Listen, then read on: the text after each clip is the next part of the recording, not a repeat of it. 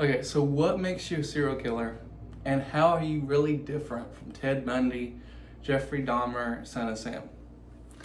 Well, everybody is born to this world through a mother's womb, right? Everybody grows up as a child and graduates high school, right? Well, so did Ted Bundy. So did David Berkowitz. So what went wrong? What instance, what scenario, what person hurt them that they decided to take people's lives? Well, if you read anything Ted Bundy ever said or study any amount of serial killers, it's never one thing. It's not just like, okay, he was adopted, so therefore he's going to become a serial killer. He didn't have a father in his home, so now he's going to join a gang or going to assault people. No, there's no stereotypes, right? Ted Bundy talked about when he was on death row, the death row tapes. They basically transcribed it, made a book, and who Ainsworth talks about interviewing him. You know, Ted Bundy talked very clearly that there's no one set thing. There's no stereotype. There's no like, okay, A, B, C, D, and that's it. Ted Bundy said, no, it's a whole plethora thing. You can't just say, okay, just because this guy did this, that the next guy's gonna be the same way, right? You know, I've had family trauma. I've had a lot of people hurt me in ways that a person shouldn't be hurt in, right? But I'm handling that in a more positive way and using my talents for good instead of going to hurt people. Now, David Berkowitz, when he was growing up, there was one instance where some girls threw sand in his face and they were brunette, right? They made fun of him, they bullied him, but he also bullied other people, right? Now, this is a common occurrence with your children. You throw sand at each other, you bully, you get bullied, right? That's a common occurrence. It's not like, oh, it happens once in a blue moon. But what happened from David Berkowitz, Son of Sam, being adopted to having sand thrown in his face, to being rejected, not be able to have a relationship, to murdering 6 women and wounding 11 others, right? What caused Ted Bundy to have an illegitimate mother, right? His actual birth mother had to pretend to be his sister because it was an illegitimate child. There was no daddy in sight. What made this different for them? Why could they not handle the pain? Well, it's different for each person. Like, I wish I could give you a cut and dry answer and say, oh, if somebody does this, then do this, then do this, they're gonna be a serial killer.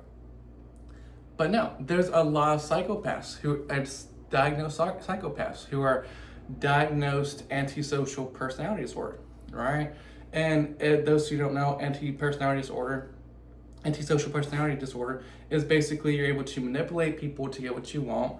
They may confront you about the truth, and you manipulate them, saying, "Oh, you're overreacting. You're basically gaslighting them, right? You're also repetitively doing illegal acts that will cause you to get caught. You know, repetitively stealing something, murdering, assaulting, right? You're conning people into getting what you want, right? And Ted Bundy was a perfect example for this. So was Jeffrey Dahmer, who was a whole separate topic of messed up. But Ted Bundy talked about, you know, there's a lot of people who are diagnosed psychopaths, but that doesn't mean that they're going to have antisocial behaviors. And if they do have antisocial behaviors, that doesn't mean that they're going to be violent. They may just be, they may steal stuff a lot. They may bully a lot. They may assault you. But then there are some who graduate to murder, right? But even if they murder, they may only murder once or twice. Not like Ted Bundy and have at least 30 confessed murders. So there are a plethora of reasons and explanations behind what makes a serial killer. But end of the day, it comes to individuality, okay? The reason that Ted Bundy became a serial killer is that the same as Berkowitz, is that the same as Zodiac, right? Who is still cold case to over 50 years later to this day. But there are certain signs you can watch out for there are definitely warning signs, right? For example, David Berkowitz added to what we call the serial killer soup, right? When he was a boy at 4 years old, he started small fires. Again, boys will be boys. But he started setting bigger fires and bigger fires, setting cars on fire, setting fires in apartment buildings. He made his little torture device to hurt flies and ants and little insects. Eventually, even setting bigger fires, right? Up until he started murders with the Michelle Foreman, Donna Loria, he was setting fires up until that time. Jeffrey Dahmer, again, a whole separate messed up, but he liked to plate the bones of animals. He would kill animals in the woods behind his house and plate the bones. He would touch their insides. Okay, this wasn't discovered until it was in trial, so his parents really didn't know. But there were signs like he would plate the bones. He would talk about they're like fiddlesticks, right? Odd little comments like this. He was a little too interested in biology. But then also common things among serial killers, like being adopted, right?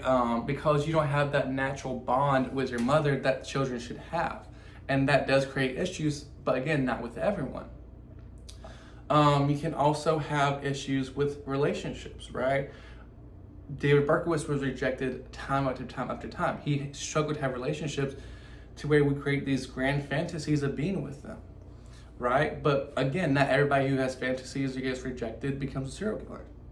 So to conclude this video, there are many reasons behind someone becoming a serial killer. And I'm sure you probably related to a lot of what I just talked about. And that doesn't mean you're gonna become some psychopathic killing maniac. Maybe you will. I pray to God you won't. I pray to God you seek mental help. I pray that you don't become that way, because life is valuable, right? God so loved the whole wide world and gave his only begotten Son, that whosoever believes in him should not perish but have everlasting life. God doesn't wish that any of us should perish, but we have individual will, okay? And we either lean to the darkness or we lean to the light. Satan or Jesus. I'm choosing Jesus, but you make your own choice. It's your free will.